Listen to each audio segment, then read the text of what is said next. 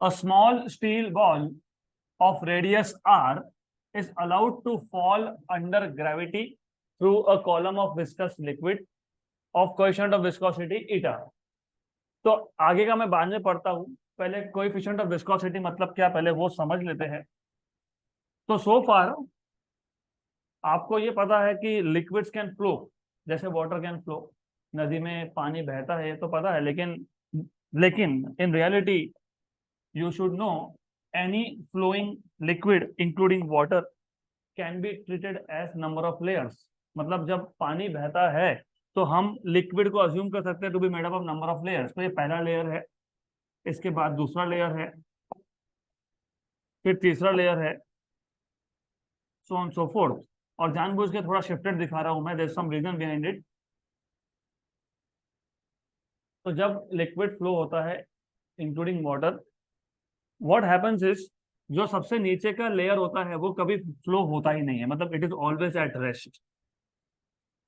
तो the bottom most layer of liquid never moves, it is always at rest. क्यों? क्योंकि water के molecules में और ग्राउंड में there is something called as adhesive force. सुना है कोहेसिव फोर्स, एडेसिव फोर्स? सुना है? नहीं? तो मैं बता देता हूँ। कोहेसिव फोर्स मतलब फॉर एग्जांपल अभी पानी का बॉटल अगर मैंने उल्टा किया तो क्या होगा? पानी बाहर आएगा। एक्चुअली हुआ क्या, पहला वाटर मॉलिक्यूल बाहर आया, लेकिन वो दूसरे को साथ में लेके आया, दूसरा तीसरे को साथ में लेके आया, तीसरा चौथे को साथ में लेके आया। तो यहाँ पे अट्रैक्टिव फोर्स है बिटवीन टू सेम मॉलिक्यूल्स। कौन से same molecules? Water molecules. When you have attractive force between two molecules of the same type, उसको आप बोलते हो कोहेसिव फोर्स। क्या बोलते हो उसको? Cohesive force. लेकिन इफ यू सी, पूरा पानी आने के बाद भी बाहर थोड़े से वाटर मॉलिक्यूल्स उस बॉटल को लग के रह जाते हैं। इसका मतलब वाटर मॉलिक्यूल में और जो ग्लास का सरफेस है विच इज सॉलिड, उसमें भी अट्रैक्टिव फोर्स है, उसको आप बोलते हो एडेसिव फोर्स। तो force of attraction between two molecules of different type, एक तो वाटर था, एक था स्टील, क्योंकि glass is made up of steel. तो the force of attraction between two molecules of different substances क्या बोलते हैं उसको? एडेसिव। और आपको पता है कि आप जब शॉप में जाते हो लेने के लिए गम, राइट, उस गम का साइंटिफिक नेम पता है क्या है? एडेसिव। क्यों एडेसिव? क्या करता है वो? दो अलग अलग सब्सटेंस को चिपकाता है, दैट इज व्हाई एडेसिव। तो दो टाइप के फोर्सेस है, cohesive and adhesive. When liquid flows like water flows, तो वाटर जब ग्राउंड के ऊपर से फ्लो होगा तो वाटर मॉलिक्यूल्स और ग्राउंड में there is strong adhesive force. और स्ट्रॉन्ग एडेसिव मतलब अट्रैक्टिव फोर्स होने की वजह से जो बॉटम मोस्ट लेयर है वो फ्लो होता ही नहीं है, इसके ऊपर का लेयर फ्लो होता है। और इसके ऊपर का लेयर जो फ्लो होता है मतलब बेसिकली फ्लो होता नहीं है, तो इसका स्पीड कितना? जीरो। इसका कुछ स्पीड होगा, सम स्मॉल स्पीड, इसका कुछ स्पीड है, थोड़ा बढ़ गया, थोड़ा बढ़ गया, थोड़ा बढ़ गया, ऐसा करते करते सबसे ऊपर का जो लेयर है इट मूव फास्टेस्ट, राइट। अब दो लिक्विड के लेयर्स में, किसी भी दो लिक्विड के लेयर्स में there is some amount of friction. आप 11th में सीखोगे there are types of forces, उसमें एक टाइप है contact force. When one substance moves on top of another, उसको बोलते हो कॉन्टैक्ट फोर्स, क्योंकि दो सरफेसेस कांटेक्ट में आए तब वो फोर्स हुआ। फॉर एग्जांपल ठंड में पता क्या करते हो? क्या करते हो? ऐसा करते हो? क्या होता है? हीट जनरेट होता है। क्यों होता है? फ्रिक्शन। तो friction is which type of force? Contact. कि ऐसा ऐसा किया फिर भी हीट हो गया, हुआ? जिंदगी भर करते रहो। तो कांटेक्ट फोर्स होता है जहां जहां दो लेयर्स का या दो सरफेस का कांटेक्ट हो, वहां पे क्या होता है? फ्रिक्शन। तो तुमको दिख रहा है यहाँ पे एक सरफेस दूसरे के ऊपर से फ्लो हो रहा है, तो कौन सा फोर्स आएगा? कांटेक्ट। कौन सा फोर्स? फ्रिक्शन। तो यहाँ पे जो फ्रिक्शनल फोर्स होता है, that frictional force is directly proportional to area of the layer. इस लेयर का जितना भी एरिया होगा दैट। दूसरा, मैंने अभी बोला बॉटम सरफेस से ऊपर जाते वक्त थोड़ा थोड़ा स्पीड बढ़ता है, थोड़ा थोड़ा वेलोसिटी बढ़ता है। वेलोसिटी को किससे डिनोट करते हो? v। और थोड़ा थोड़ा साइंस में होता है dv। d मतलब small value, d stands for small value in maths and physics, से याद रखना। और ये डिस्टेंस भी थोड़ा थोड़ा है, ये डिस्टेंस थोड़ा डिस्टेंस है, स्मॉल डिस्टेंस है dx, ये डिस्टेंस स्मॉल डिस्टेंस है dx, ये डिस्टेंस स्मॉल डिस्टेंस है dx। तो force is directly proportional to area into velocity and inversely proportional to distance. Clear? तो ये जो दो लेयर के बीच में फ्रिक्शनल फोर्स है that is directly proportional to a dv and inversely proportional to dx। तो जब प्रोपोर्शनलिटी का साइन हटाओगे तो क्या लिखोगे? कांस्टेंट। बस वही कांस्टेंट है coefficient of viscosity denoted by eta, right? तो ईटा का फॉर्मूला क्या आ गया? क्या आ गया? F डिवाइडेड बाय dv, बराबर। और ये dx वहां ऊपर जाके मल्टीप्लाई होगा और नीचे क्या आएगा? एरिया, बराबर। क्लियर? गुड। फोर्स के डायमेंशंस क्या होते हैं? हाँ, m1 L1 T माइनस 2। तो फोर्स के dimensions m1 L1 T minus 2। ये dx क्या था? डिस्टेंस, मतलब वापस से L1।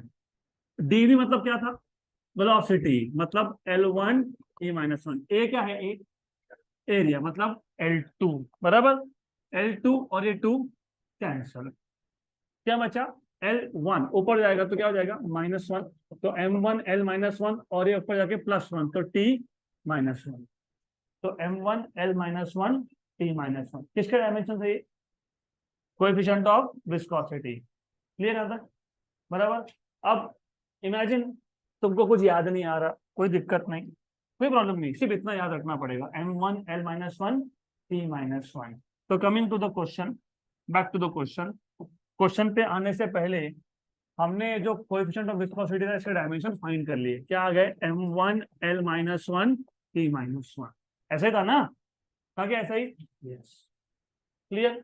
तो इसके बाद अगर आपको याद नहीं है कोई प्रॉब्लम नहीं है, सिर्फ ये याद रख लो m1 L minus 1 T minus 1, क्योंकि ये कॉन्सेप्ट 12th में वापस आएगा ही, तब देखेंगे।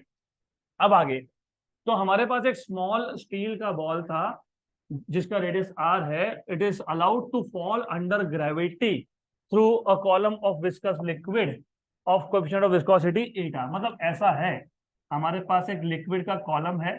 अभी लिक्विड का column normally glycerine, normally you take glycerine, पता है ग्लिसरीन? पता है? यस, पक्का देखा है ग्लिसरीन? नो, ऑयल जैसा होता है बेसिकली। तो व्हाट वी डू इस ग्लिसरीन में से हम लोग एक छोटा स्टील का बॉल छोड़ देंगे, ड्रॉप कर देंगे, ड्रॉप कर देंगे। ड्रॉप, ड्रॉप ये वर्ड इंपॉर्टेंट है। ड्रॉप करना मतलब रिलीज करना, मतलब इनिशियल वेलोसिटी कितना था? 0। ड्रॉप करने से पहले पकड़ के रखा होगा ना, तो पकड़ के रखा होगा तो इनिशियल स्पीड कितना है? 0। अब होगा क्या? अब धीरे धीरे इसका स्पीड बढ़ते जाएगा और एक स्टेज ऐसा आएगा जहां पे इसका स्पीड बढ़ना बंद हो गया। ऑब्जेक्ट रुका नहीं, स्पीड बढ़ना बंद हो गया। मतलब पहले 0 स्पीड था, फिर 2 मीटर पर सेकेंड, 3 मीटर पर सेकेंड, 4 मीटर पर सेकेंड, 5 मीटर पर सेकेंड, अभी 5 के ऊपर जा ही नहीं रहे हो। क्या हो गया? वो कांस्टेंट। मतलब इस पॉइंट के आगे बॉल का स्पीड क्या होगा? हमेशा 5 मीटर पर सेकेंड। इसको बोलते हो टर्मिनल वेलोसिटी। क्या बोलते हैं? Terminal velocity. तो देखो क्या बोला है, after some time the velocity of the ball attains a constant value known as terminal velocity। इसका डेरिवेशन भी 12th में है, उसको डिनोट करते हो v सफिक्स t से। the terminal velocity depends on mass of the ball, eta, r and acceleration due to gravity। which of the following relations is dimensionally correct? तो इन चारों में से डायमेंशनली कौन सा करेक्ट है, ऐसा क्वेश्चन आपको पूछा है। सिंपल। तो पहले ये बताओ, टर्मिनल वेलोसिटी किस किस पे डिपेंड करता है? मास और ईटा और रेडियस। ऐसे बोला ना? बोला कि नहीं? Mass, eta, radius and acceleration due to gravity. लेकिन कैसे डिपेंड करता है बताया क्या? मतलब पावर बताया आपको, m⁻⁴ m⁻², बताया है? नहीं? तो क्या करते हो? A B C D, right? Good. तो वी टी के डायमेंशंस, वेलोसिटी के डायमेंशंस क्या होते हैं? L1 T-1, m तो मास था, m⁻1, ईटा तो अभी तुमने देखा, m1 L-1 T-1 r मतलब क्या होता है? रेडियस, मतलब L1, d मतलब क्या है? d, g मतलब क्या है? g, acceleration due to gravity, मतलब L1 T-2 तो आएगा L1 T-1 m⁻a, m⁻b, L⁻b, T⁻b, L⁻c, L⁻d, T⁻-2d, जिसका जिसका बेस सेम है वो टर्म्स को कंबाइन कर लो। m⁻0, क्योंकि लेफ्ट हैंड साइड पे m था नहीं, L1 T-1, इधर m दो ही बार है, m⁻a plus b, m⁻a plus b, L⁻-b, c और d, है ना? तो c plus d minus b, तो c plus d minus b, और l l हो गया, और T⁻-b minus 2d, T⁻-b minus 2d। बताओ इसके बाद क्या करते हैं हम लोग? क्या करते हैं? Law of homogeneity of dimensions. तो a plus b equal to क्या आएगा? 0। c plus d minus b equal to क्या आएगा? 1। Minus b minus 2d equal to क्या आएगा? -1। बराबर। अब इसको सॉल्व करना पड़ेगा, तो बताओ कैसे करोगे? हाँ, क्या हो गया? Yes, c plus d equal to b, okay. यहां से b plus 2d equal to 1। आगे a equal to minus b, चलो a equal to minus b. आगे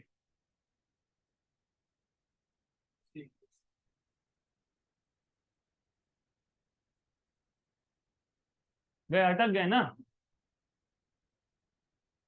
मैं जानबूझ के इस तक लाया आपको, क्योंकि मुझे मेथड नंबर 2 बताना था। तो पहले मेथड नंबर 1 कहाँ अटकते हो, इसको सॉल्व करने में टाइम जाएगा, जाएगा ना टाइम? पक्का जाएगा? Yes, very good. तो this is one more lesson that you need to learn. हर बार कन्वेंशनल मेथड नहीं यूज करना होता है। आप हर बार अच्छा ये सब करते बैठेंगे, करो फिर 1 मिनट के लिए 30 सेकंड या एक क्वेश्चन के लिए 30 या 40 सेकंड में होना चाहिए एक क्वेश्चन। और जेई नीट में आए, एक क्वेश्चन पे 10 मिनट बर्बाद कर दिए, गए काम से। तो टाइम मैनेजमेंट भी सीखना है। तो ये ठीक है, ये इनिशियली ठीक है, जब आपको डायमेंशंस क्या है, उसका यूज कैसे होता है, एक बार समझ में आ गया ना, आ गया समझ में, इसके बाद नहीं। एक बार समझ में आ गया, इसके बाद शॉर्टकट्स। मुझे सिर्फ ईटा के डायमेंशंस चाहिए आपसे, बाकी कुछ नहीं। m⁻1 मतलब किलोग्राम, L⁻-1 और T⁻-1, हो गया खत्म क्वेश्चन। ऐसा क्यों? अब देखो, इन्होंने आपको क्या पूछा था? Which one of the following is dimensionally correct. एक एक करके उठाते हैं इक्वेशन। पहला option number A, what is option number A? Eta is proportional to mg upon eta R, बराबर? बराबर नहीं? ईटा ईटा दो बार कैसे आएगा? बताओ, क्या करेक्शन कहाँ पे है? यहाँ पे। अरे क्या लिखना चाहिए? वीटी, वीटी मतलब टर्मिनल वेलोसिटी। अभी अभी आपने ही बताया लेफ्ट हैंड साइड के डायमेंशंस और राइट हैंड साइड के डायमेंशंस सेम होना चाहिए, मतलब लेफ्ट हैंड साइड का यूनिट और राइट हैंड साइड का यूनिट सेम होना चाहिए। लेफ्ट हैंड साइड पे कौन है? वेलोसिटी, मतलब यूनिट क्या होगा? मीटर पर सेकेंड। क्या होगा? मीटर पर सेकेंड। मास मतलब क्या होता है? किलोग्राम। जी मतलब एक्सेलरेशन, मतलब मीटर पर सेकेंड स्क्वायर। एटा तुमने अभी फाइंड किया, क्या है? Kilogram upon upon metre second. और आर क्या है? आर क्या है? मीटर, बराबर। तो देखो अब केजी कैंसल, ये भी कैंसल, एक सेकेंड और एक सेकेंड कैंसल। डिनोमिनेटर का डिनोमिनेटर कहां जाता है? तो क्या बन गया? पहला ही करेक्ट आ गया आपका। कौन सा वो M⁴A L⁴B क्या क्या लिख रहे थे हम लोग, तो पहला ही करेक्ट हो गया। Good, clear. तो मेथड समझ में आया। मेथड में आपको सिर्फ ईटा के डायमेंशंस पता होने चाहिए। ईटा के डायमेंशन से आप लिख लोगे किलोग्राम पर मीटर सेकेंड। उसके बाद पहला option, option number A check किया, मास मतलब केजी, जी मतलब एक्सेलरेशन मतलब मीटर पर सेकेंड स्क्वायर। मैं वापस एक बार लिख देता हूं फॉर योर कन्वीनियंस। मास, मास मतलब केजी। ईटा, ईटा क्या था, केजी पर मीटर सेकेंड। जी क्या था, मीटर पर सेकेंड स्क्वायर। और आर क्या था, मीटर। तो जो जो कैंसिल हुआ कर दो, KG KG, metre metre, second second. Denominator का न्यूमरेटर गया न्यूमरेटर में, मतलब क्या आ गया, मीटर पर सेकेंड। तो राइट हैंड साइड भी मीटर पर सेकेंड और लेफ्ट हैंड साइड भी मीटर पर सेकेंड। तो ऑप्शन नंबर ए ही है जिसके डायमेंशंस करेक्ट है। खत्म हो गया क्वेश्चन डन।